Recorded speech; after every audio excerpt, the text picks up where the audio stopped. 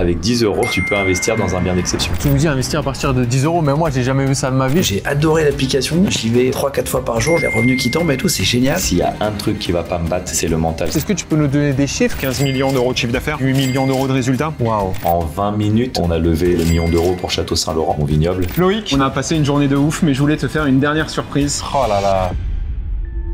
Bon écoutez les amis, j'espère que vous avez la forme. J'ai l'honneur de vous présenter un nouvel entrepreneur. Comment ça va Cédric déjà? Ça va bien? T'as la Salut forme? Loïc, la forme, ouais. Bah écoute, je te laisse peut-être te présenter à ta sauce, nous dire qui tu es, c'est quoi tes business, nous parler aussi de façon palpable de chiffres. Moi je m'appelle Cédric O'Neill, donc j'ai monté une startup qui s'appelle Brix.co et qui permet à n'importe qui d'investir dans l'immobilier à partir de 10 €. J'ai lancé ça en 2021 et depuis 2021 ça a explosé parce que là en 4 ans on a plus de 600 000 personnes qui sont membres de l'application, 300 millions d'euros qui ont été investis sur des projets. C'est les particuliers qui investissent dans des projets immobiliers et qui remplacent la banque. Et en échange de leur investissement, tous les mois, ils récupèrent des intérêts. Donc l'objectif, c'est qu'avec un tout petit patrimoine, tu peux répartir ton argent dans un nombre de projets important. Et en moyenne, tu vas récupérer 10% d'intérêts à l'année, de revenus à l'année. Des petits investisseurs qui investissent 50 € tous les mois, par exemple. Et on a le spectre large parce que le plus gros investisseur sur notre plateforme, il a investi quasiment 1 million d'euros au total. Incroyable. Tant que ton argent n'est pas investi, il est rémunéré à hauteur de 4% à l'année. C'est assez sympa parce que tu vois un compteur et tu vois les centimes que ça génère en automatique. Et ça a été une super aventure parce que tu vois, on est une trentaine dans la boîte. J'ai Tony Parker qui est actionnaire de la boîte. D'accord. Régulièrement, on est sur Legend pour parler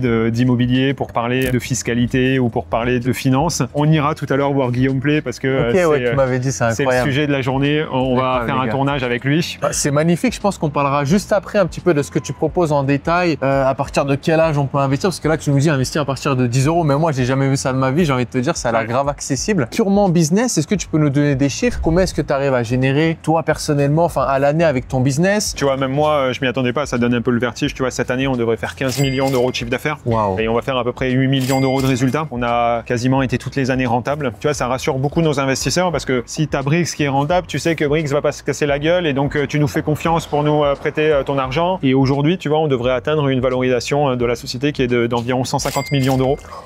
Mais c'est incroyable ce que tu as réussi à construire. Moi, j'ai envie de savoir en fait d'où te vient ce tempérament de leader, de constructeur, etc. Je te propose qu'on aille s'installer au café. Ouais, on va se poser un petit peu avant Legend parce que je sais qu'après, tu as un podcast avec Legend. Les gars, c'est pas n'importe quoi. Allez, on est parti les gars, let's go.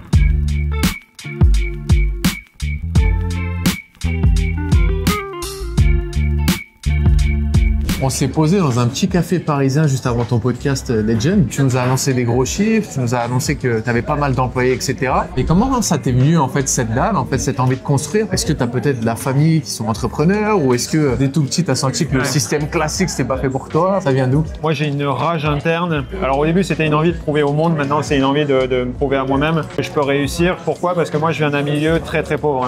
J'ai ma mère qui a élevé seule 4 enfants juste avec les aides sociales. Je revois ma mère, tu vois, aller au secours populaire pour nous chercher des vêtements. Ah oui. Et donc quand tu connais ça, que tu es moqué quand tu es jeune de par les vêtements que tu portes, de par le milieu social d'où tu viens, tu as juste envie de step up et de tout péter. Et qu'est-ce que tu dirais à une personne qui justement est un petit peu paralysée par cette peur de l'échec? Qu'est-ce que tu pourrais leur dire à toutes ces personnes qui n'osent pas? En fait, la problématique qu'on a avec aujourd'hui les réseaux et cette surabondance de contenu, c'est que tu as toujours l'impression que ceux que tu regardes à travers l'écran font des trucs de dingue. Ouais. Mais en fait, c'est une minorité, c'est le biais du survivant, tu sais, qu'on dit. Donc ceux que tu vois dans les vidéos YouTube, oui, ils ont fait des trucs exceptionnels, mais c'est eux que tu vois parce que c'est une minorité de gens. Alors que la majorité des personnes ne font rien. Donc juste toi de faire le premier pas, c'est déjà énorme par rapport à la masse. Donc c'est aujourd'hui, je trouve, très facile de sortir du lot. Et surtout, ce que je dis aussi, c'est il faut investir sur soi-même. Avant de faire n'importe quel investissement, investis d'abord dans tes compétences, investis dans ta confiance en toi. Tu vois, c'est la somme des compétences que tu es capable d'avoir qui va te forger une confiance en toi parce que tu sais faire, parce que tu es capable, parce que tu... Mais essaye de faire quelque chose.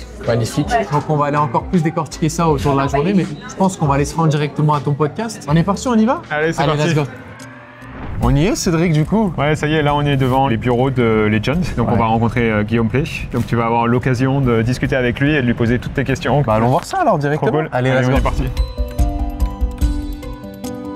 Bon, écoutez, les amis, nous sommes avec Guillaume. Comment ça va? Ouais. On sort de podcast, du coup, podcast que vous avez fait ensemble. Ça a duré combien de temps? Tournage qui a duré 3h30. On a parlé de survivalisme. Comment tu survis s'il y a une bombe nucléaire, s'il n'y a plus de courant, s'il n'y a plus d'électricité. C'était super intéressant là. On s'est rencontrés il y a combien de temps maintenant là? Il y a 2 ans, ouais. Il y a 2 ans. Ouais. Moi, j'ai adoré l'application. J'y vais très régulièrement. Je lui ai dit 3-4 fois par jour. Je regarde. Je trouve ça hyper intéressant. À chaque fois, je regarde ses projets. Les nouveautés, là, le fait de placer de l'argent sur le compte et d'avoir les revenus qui tombent de manière assez quotidienne, je crois, les revenus qui tombent et tout, c'est génial. T'as explosé en 2 ans. C'est-à-dire que là, maintenant, il y a plus de 300 utilisateurs qui investissent, 600 000 personnes. 300 000. J'ai dit quoi? 300. 300, 000, 600 000 inscrits, c'est monstrueux, c'est hyper agréable de voir des entrepreneurs comme ça et de les suivre, tu sais, de pas juste faire une émission, c'est génial. Et on voit des entrepreneurs évoluer, c'est hyper agréable de suivre en fait le parcours, pas juste faire une émission, mais de se revoir 6 mois plus tard, Bien sûr. de voir comment la personne a grandi, évolué, enfin les nouveaux inscrits, les nouvelles propositions sur les applications, c'est hyper enrichissant. Magnifique. Bah, merci pour la connexion et j'espère que vous aurez fait encore plein de bels épisodes. En tout cas, on vous suivra de près. Merci pour ton temps, Guillaume, tout simplement. Avec plaisir, c'était Ok, cool, bonne c'était continuation cool. pour la suite. Allez, je vais au démaquillage. Allez, go. Salut Guillaume.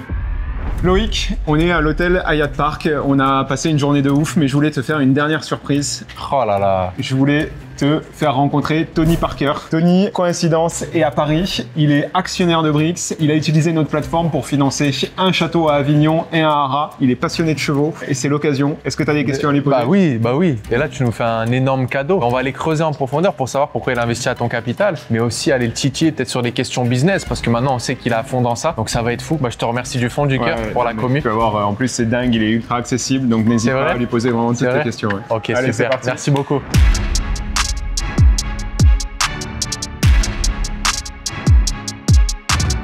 Monsieur Parker, Ça va? comment allez-vous? Ça va? On peut se Bien tutoyer? sûr, on peut se tutoyer Allez, quand même. super. Ça va, Cédric? Tu vas Ouais, bien? super. Ça va? Grand plaisir Bah, c'est beau, hein. de se rencontrer. Avec plaisir. Pour la petite anecdote, moi je suis lyonnais, j'ai fait des détections à Lasvel quand j'étais petit. C'est vrai? Ouais, c'est drôle de pouvoir se retrouver ici. Et t'as pas été sélectionné d'ailleurs. J'ai pas été j'ai pas été assez bon les gars. T'es pas obligé de le dire. Ouais, c'est vrai.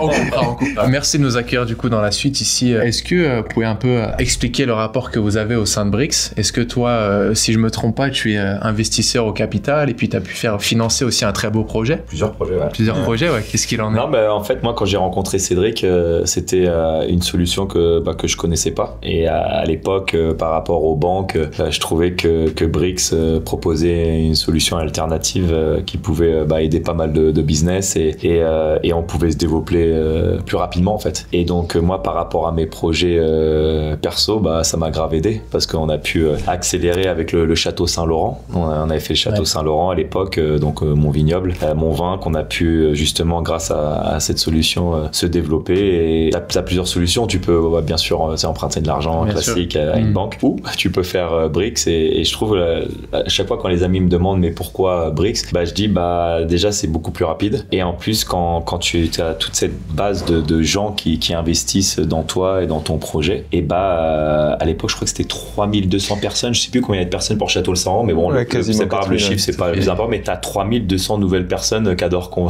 vin et qui est passionné et qui te suit après dans tes autres projets. Ouais. Parce qu'après on a fait une nouvelle levée de fonds pour mon Hara. Donc là c'était pour développer mon écurie et développer tout l'écosystème dont j'ai investi dans le monde des chevaux. J'adore ça. Et là Brix m'a aidé énormément et donc là aussi ça m'a permis d'accélérer et d'avoir d'autres fans qui maintenant soutiennent mes chevaux, parient sur mes chevaux aussi. et soutiennent mon écurie. Donc voilà, moi j'adore cette histoire et c'est vrai que quand j'ai été approché pour faire la couve de Forbes, c'est marrant parce qu'on parlait de pas mal de business, mais le plus gros business et le truc qui a eu le plus gros carré dans l'article, c'était ce que je faisais avec Brix et les levées de fonds qu'on faisait super rapide parce qu'en 20 minutes on a levé le million d'euros pour Château Saint-Laurent et en 35 si je me trompe pas le Hara quoi. Donc pareil 1 million d'euros aussi. Donc non ça se passe bien. Magnifique. Ouais, moi c'est ce que je dis souvent, c'est qu'au-delà d'être un outil financier, notre plateforme, c'est un outil marketing parce qu'en fait,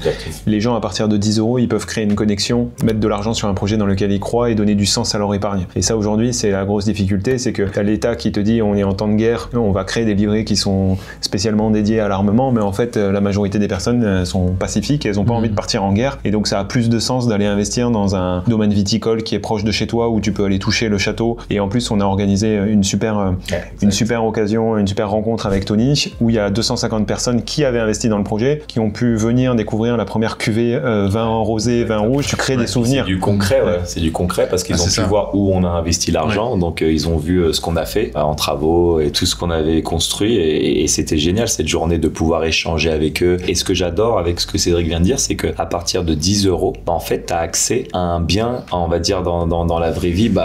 T'as pas accès à. Normalement, tu dois avoir beaucoup plus d'argent pour investir, on va dire, dans des châteaux comme ça. Et là, avec 10 €, et tu peux investir dans un bien d'exception. Ok, magnifique. Écoute, j'ai quelques questions très courtes pour toi, Tony, parce que comme je te l'ai dit, j'ai une grosse communauté de personnes qui souhaitent réussir. Quel a été pour toi le facteur principal de ta réussite? On sait que tu as été basketteur, que tu as été entrepreneur, tu es toujours investisseur. Si tu devrais décrire quelque chose de très précis, ce serait quoi? Le mental. Pour moi, c'est ce qui fait la différence entre les bons joueurs et les grands joueurs, les joueurs d'exception. Pour moi, c'est le mental. Que ce soit dans le sport ou dans le business, il y a une raison pourquoi ces gens-là ont réussi. Et moi, je me disais toujours que, ok, peut-être quand j'étais petit, je me disais, il y aura peut-être des joueurs qui seront plus grands que moi, il y aura peut-être des joueurs qui seront plus rapides que moi, il y aura peut-être des joueurs qui seront plus costauds que moi. Mais s'il y a un truc qui va pas me battre, c'est le mental. C'est-à-dire que quand il faudra mettre le shoot au bon moment et que t'as 20 000 personnes, t'as la lumière qui s'allume et t'as la pression d'être là, au rendez-vous et de répondre présent quand il faut. Pour moi, c'est ce qui fait la différence. Et je prends toujours un peu cet exemple. Mon premier match en NBA, donc j'ai 19 ans. Et moi, mon rêve, je disais que je veux devenir le premier meneur européen à réussir en NBA. Donc à l'époque, tout le monde se foutait de moi, bien sûr. En France, ils disaient, mais il n'y a jamais un meneur européen qui a réussi. Alors pourquoi toi, Français, t'es trop petit, t'es trop maigre, t'y arriveras jamais. Et premier match en NBA, au bout de 5 minutes, le coach, il s'énerve avec le meneur titulaire et il crie, il dit, Tony, rentre. Et moi, j'étais là, waouh, moi, je pensais que j'allais rentrer au deuxième carton, peut-être. Je sais même pas si je vais jouer le premier match. J'ai 19 ans. Je me dis, peut-être, je vais pas jouer. C'est normal, t'es rookie, tu débutes. Et au bout de 5 minutes, il me dit de rentrer. Et là, je rentre. Première action. Je donne la balle à Duncan, qui était la star de l'équipe. Il fait son move, prise à 2. Il ressort la balle sur moi. Et moi, je suis à 3 points. Je prends le tir, je le mets, ficelle. Je mets mon premier tir en NBA, c'est un tir à 3 points. Alors que c'est pas du tout ma spécialité. Mais c'est juste que mentalement, d'être prêt au bon moment, au moment qu'il faut. Et après cette action, j'ai jamais regardé en arrière et j'ai fait toute la carrière que j'ai fait. Exactement. Incroyable. Et est-ce que toi, tu as une leçon de vie qui t'a marqué, qui a fait l'homme que tu es aujourd'hui? Est-ce qu'un jour, tu as eu un déclic humain qui t'a un petit peu transformé? Je dirais pas un déclic. Moi, t'as plusieurs leçons de vie. Et je pense que tu peux toujours apprendre. Et c'est important de garder cette humilité et de rester humble et de toujours être prêt à être réceptif par rapport aux différentes personnes qui vont t'aider. Que ce soit dans le sport, ça peut être tes coachs, ou dans le business. J'ai eu la chance d'avoir des chefs d'entreprise qui m'ont pris sous leur aile et que j'ai pu apprendre et tout examiner et vraiment progresser, on va dire, dans ce domaine-là. Donc je dirais, c'est plus, il y a eu plusieurs leçons. Il n'y a pas un déclic. À chaque fois que j'ai un mauvais truc qui arrive dans ma vie, je le prends toujours positivement et je me dis que peut-être je comprendrai peut-être pas demain, peut-être pas dans une semaine, peut-être pas dans un mois, mais dans un an, je vais dire, c'est pour ça que ça s'est arrivé. Tout arrive pour une raison. Contrôle ce que tu peux contrôler. Sème des bonnes graines. Traite bien les gens. Sois une bonne personne et des bonnes choses arriveront vers toi. C'est magnifique. Et qu'est-ce que tu dirais à une personne qui, tu vois, nous regarde, qui n'a pas encore trouvé sa voie, son pourquoi, parce qu'on est un petit peu perdu dans la masse de tout ce qui se présente. Comment est-ce que pour toi... Ça, c'est dur. Parce que moi, je me dis, j'ai toujours eu de la chance parce que je me suis dit, moi, j'étais basket, je l'ai su à 3 ans, c'est bon, je veux jouer au basket, je veux aller en NBA. Et c'est vrai que les jeunes qui savent pas trop ce qu'ils veulent faire, j'ai du mal à me mettre dans cette position-là parce que ça doit vraiment pas être facile, quoi. Et c'est vrai que moi, à l'académie, nous, c'est ce qu'on fait. Les jeunes, à la base, ils veulent venir à l'académie pour être basketteurs professionnels. Je sais très bien que 95% des jeunes qui viennent à l'académie, ils seront pas basketteurs professionnels parce que c'est que 5% que l'élite. Bien sûr. Et bien sûr, je m'occupe de l'élite, mais après, je veux m'occuper aussi des 95%. Et mon job, c'est de susciter chez eux une autre passion pour que quand ils sortent de l'académie, ils ont un job. Après, des fois, c'est pas facile, hein. Et donc, tout ce que tu peux faire, c'est essayer de les faire essayer des trucs, en fait. Et espérer que ça va susciter chez eux une passion pour qu'ils aient envie de le faire, quoi. Parce que sans passion, c'est dur de faire un métier. Cédric, il est passionné par Brix. Soit t'es passionné par ce que tu fais. Si t'es pas passionné, c'est dur quand même. Ouais. Et toi, aujourd'hui, maintenant, qu'est-ce qui te drive? Est-ce que c'est simplement le fait de gagner plus d'argent? Je pense que c'est loin d'être ça, mais est-ce que c'est le fait de créer? Est-ce que tu fais ça purement pour la famille? Moi, ce qui me drive maintenant, c'est plus la vie privée. C'est plus mes enfants, être sûr que tout le monde est en bonne santé. Tu sais, je vois mes parents vieillir, donc j'essaie de passer plus de temps temps avec eux parce que bah, tu sais ce qui se passe dans le monde, tout va vite, rien n'est garanti, personne n'a dit que c'est sûr et certain que tu vas vivre jusqu'à 90, 95 ans. Donc en fait, moi, mes objectifs maintenant, c'est plus vie privée. Parce que dans le business, oui, c'est génial de faire des projets, j'adore créer, j'adore bâtir.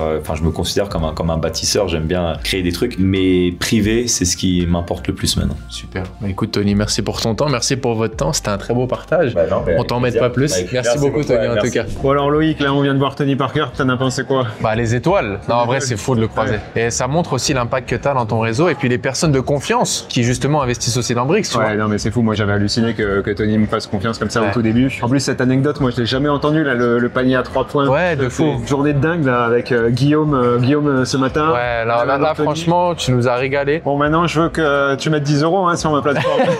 Direct, c'est direct. En vrai, ça a l'air tellement en fait simple d'utilisation, tellement facile d'accès que c'est donné à tout le monde, donc carrément. Ouais. On remettra de toute manière un lien ou quelque chose pour que les personnes puissent justement elles aussi investir. Soyez curieux, allez voir, et c'est le début d'un très bel investissement, bien plus qu'un livret A qui sert pas à grand chose finalement. Il y a des meilleures façons d'investir tout simplement. Le mot de la fin, qu'est-ce que tu as à leur dire à la communauté? Non, le mot de la fin, c'est forcément aller ouvrir un compte sur Brix, mais avant d'investir sur Brix, investissez sur vous-même. Tu vois, moi, ce qui m'a vraiment servi dans la vie, c'est que j'ai eu des périodes de galère, j'ai connu des difficultés dans l'entrepreneuriat parce que c'est dur, hein, faut pas se leurrer. Cette détermination et ce moral dont Tony parlait, appliquez-le vous, rencontrez des gens. La moyenne des 5 personnes, souvent dans son réseau, on dit que c'est les personnes qui t'entourent, qui t'élèvent. Donc, changez votre réseau si c'est pas bon et surtout, croyez en vous et après, mettez 10 € sur Brix, mais c'est vraiment pas la priorité. Cédric, les amis, c'est un super gars. En plus, ça m'a fait grave plaisir de passer tout ce temps avec toi. Et j'espère que tu iras chercher encore bien plus de gros projets. Et puis, de toute manière, on verra ton évolution à travers tes réseaux. On souhaite à Merci. toute la communauté une excellente soirée ou une excellente journée en fonction de quand vous allez voir cette vidéo. Cédric et moi, on vous dit à très bientôt sur YouTube. Prenez soin de vous. Ciao, ciao à tous, les gars. À plus.